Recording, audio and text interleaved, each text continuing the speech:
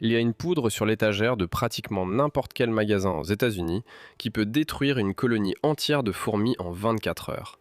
Elle coûte moins de 1 dollar par application.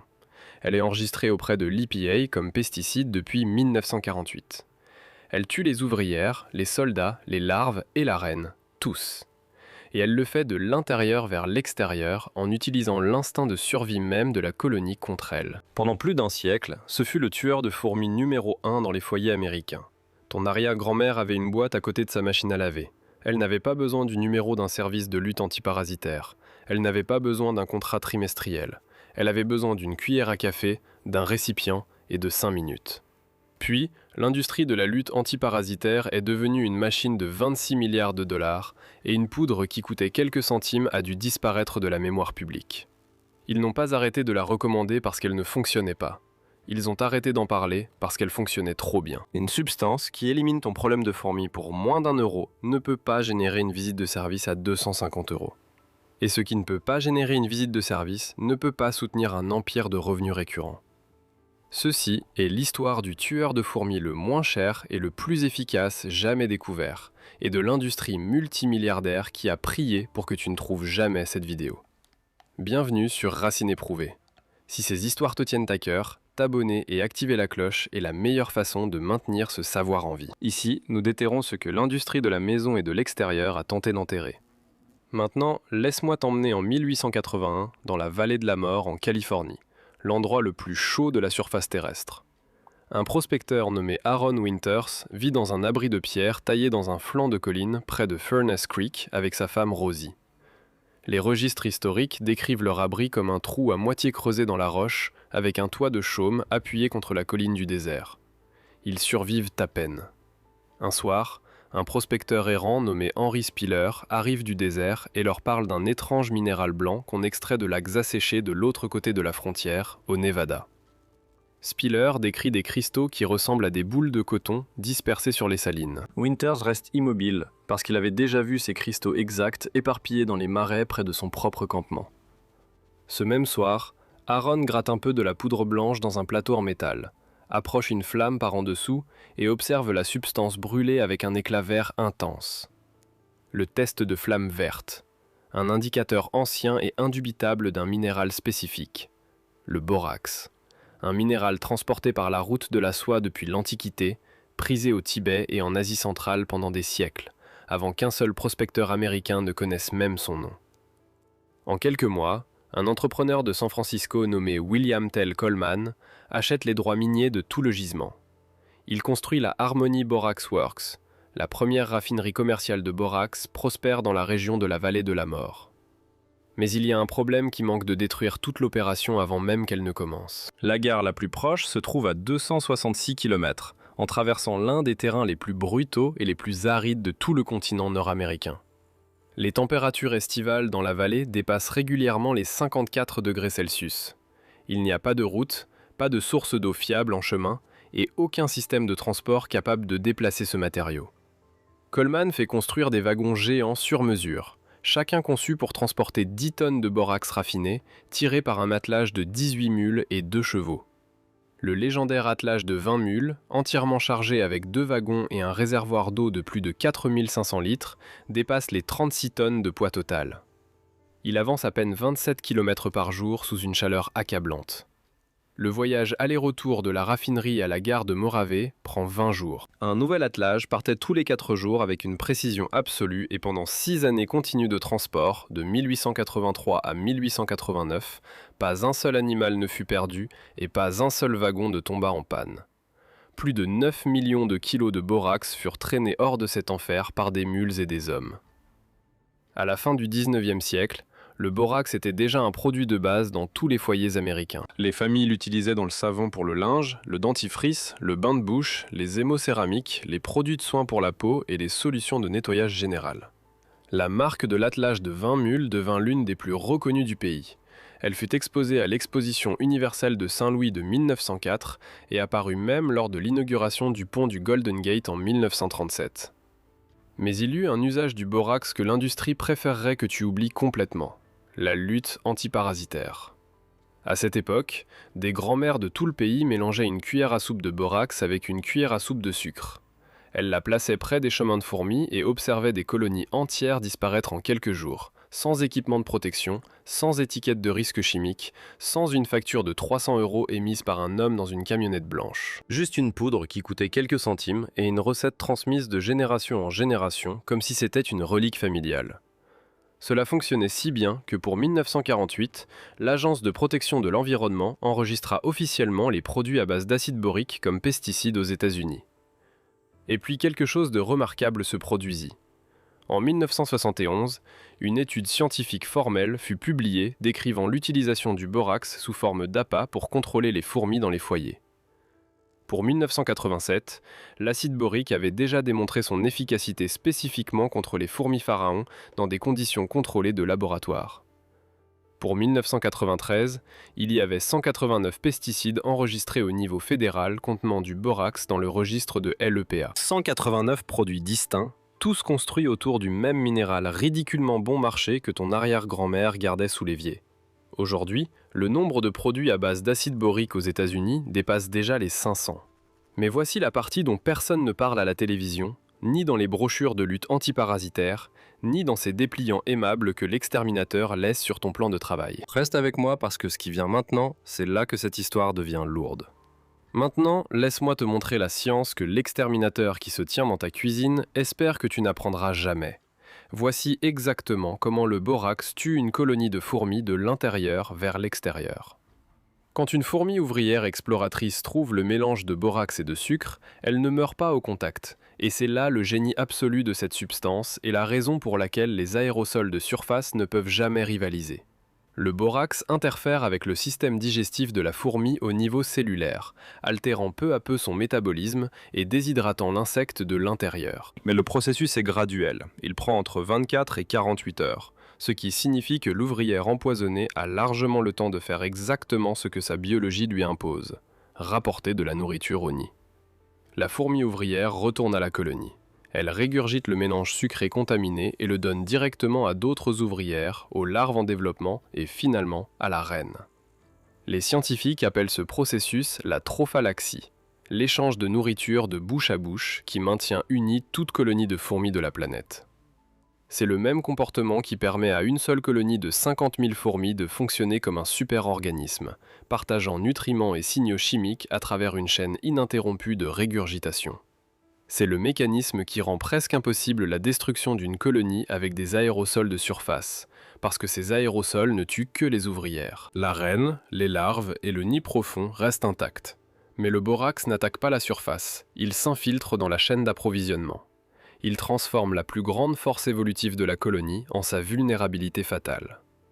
À mesure que les fourmis exploratrices voyagent entre l'appât et la colonie, elles laissent des traces de phéromones qui recrutent activement davantage d'ouvrières vers la source de nourriture. Plus de fourmis arrivent, plus de poison entre dans le nid et la cascade devient complètement imparable. La reine ingère la nourriture contaminée. Sa production d'œufs s'effondre et toute la colonie se désintègre du centre vers l'extérieur. Une seule application, moins d'1 €, mort de la colonie. Si tu es arrivé jusqu'ici, tu en sais déjà plus sur le contrôle des fourmis que 99% des propriétaires de ce pays. Abonne-toi et partage ceci avec quelqu'un qui paye encore 250 € chaque printemps pour qu'un homme pulvérise le même principe actif que tu peux acheter pour moins de 4 € dans un magasin. Maintenant, reste avec moi, parce que la partie suivante est encore plus lourde. Et si tu te demandes si le borax fonctionne vraiment contre l'espèce spécifique qui se promène sur ton plan de travail, je vais régler ça tout de suite. Le borax est létal pour les fourmis charpentières, les fourmis domestiques odorantes, les fourmis de trottoir, les fourmis sucrières, les fourmis de feu et les fourmis argentines. Toutes. N'importe quelle espèce qui envoie des ouvrières chercher de la nourriture est vulnérable, parce que toutes les fourmis de la Terre partagent leur nourriture par le même mécanisme biologique. La National Pest Management Association a réalisé une enquête nationale auprès des professionnels de la lutte antiparasitaire et a confirmé que 100% des personnes interrogées avaient traité des infestations de fourmis cette année-là. Les fourmis charpentières arrivaient en tête de liste avec 66%, suivies par les fourmis domestiques odorantes avec 62% et les fourmis de trottoir avec 59%. Et plus de la moitié de ces professionnels ont admis que les infestations augmentent d'année en année dans tout le pays. Voici des chiffres qui devraient mettre en colère n'importe quel propriétaire aux États-Unis. Environ 50% de tous les foyers américains font face à un problème de fourmis chaque année, ce qui fait des fourmis le nuisible numéro 1 de tout le pays. Pas les cafards, pas les souris, pas les termites, les fourmis. Les scientifiques estiment qu'il y a 20 quadrillions de fourmis vivant sur cette planète en ce moment, c'est-à-dire un 20 suivi de 15 zéros. Une seule colonie moyenne contient entre 10 000 et 500 000 ouvrières, toutes connectées par le même réseau d'échange alimentaire qu'une seule cuillère à soupe de borax peut détruire complètement de l'intérieur. À travers toutes les générations, plus de 80% des milléniaux, de la génération X et des baby-boomers ont déclaré que les fourmis et les guêpes sont leurs principales préoccupations en matière de nuisibles à l'intérieur et autour de leur foyer.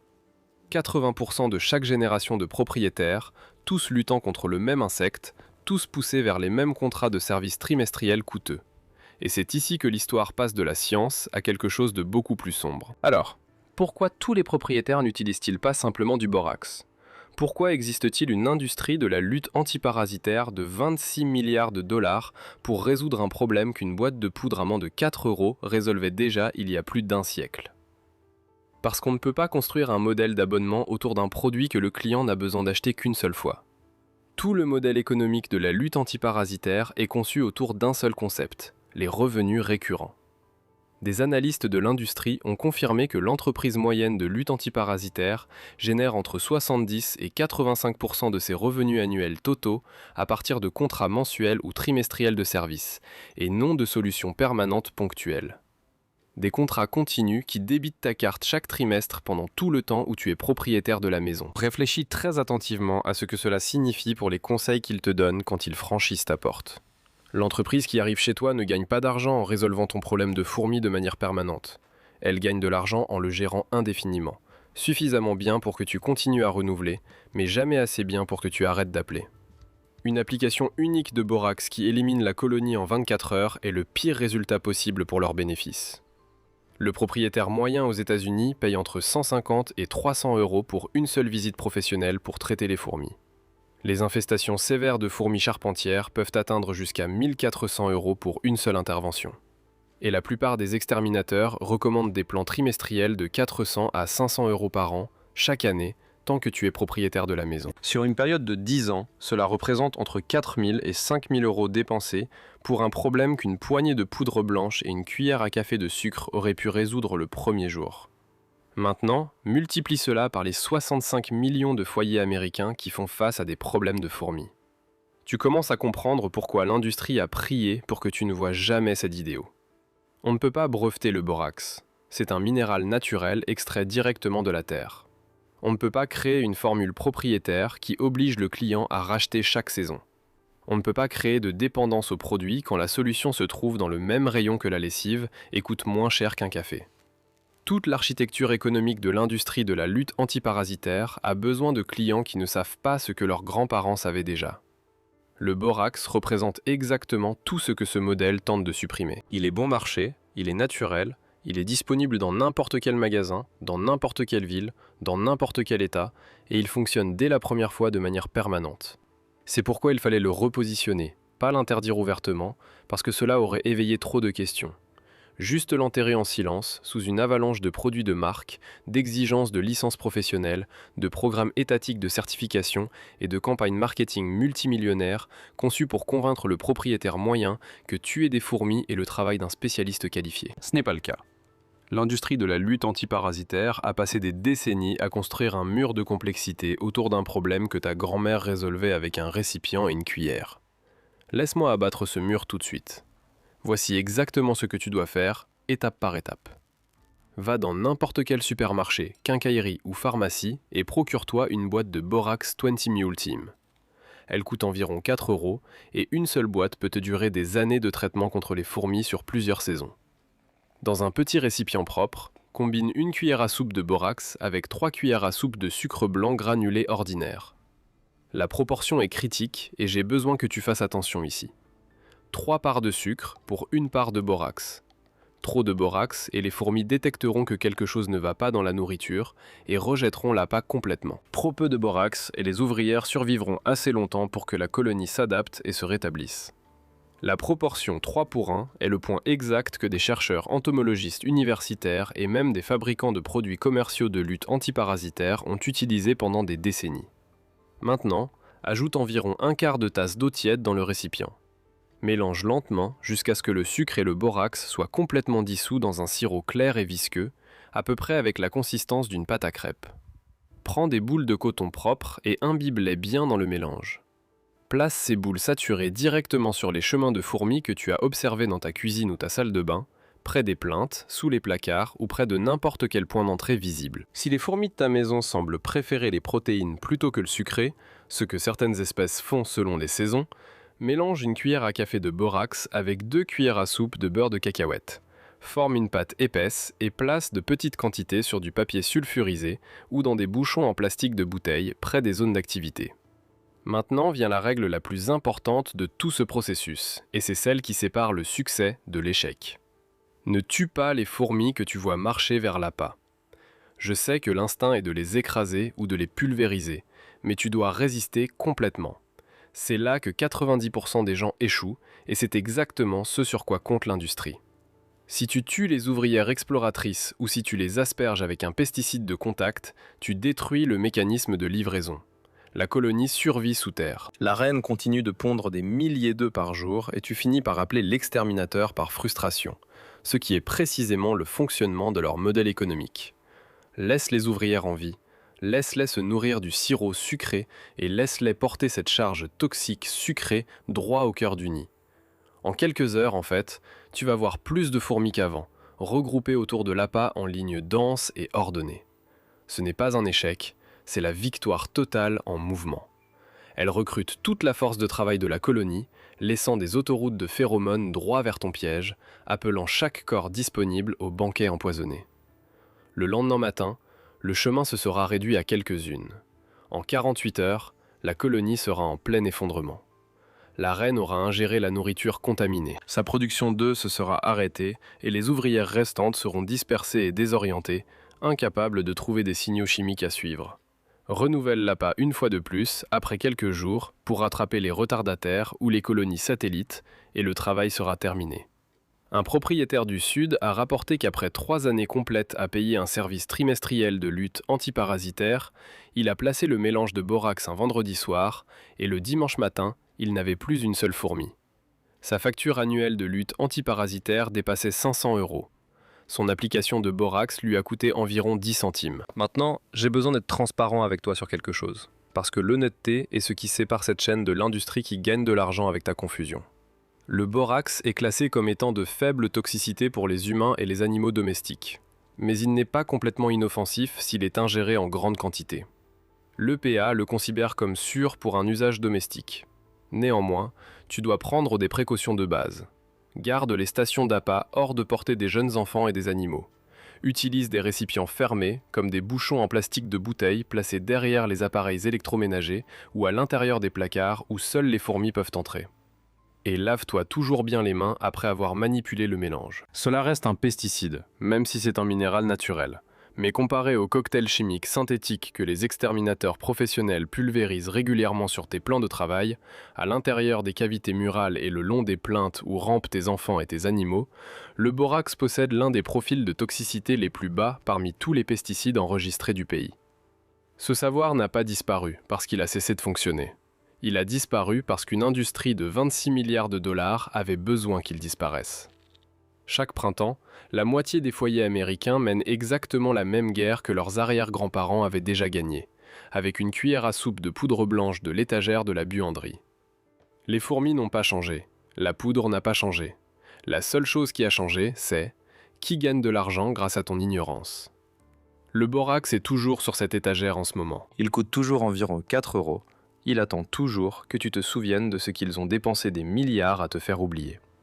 Si cette vidéo t'a été utile, abonne-toi et partage-la avec chaque propriétaire que tu connais et qui paye encore et vous payez chaque trimestre un exterminateur pour un problème que votre grand-mère résolvait presque gratuitement. Chaque fois que vous partagez, vous préservez ce que l'industrie a tenté d'effacer de la mémoire publique. Chaque abonnement maintient cette archive ouverte pour la prochaine personne qui en aura besoin. La prochaine archive s'ouvre bientôt, et ce que l'industrie a caché à l'intérieur de celle-ci sera encore plus lourd.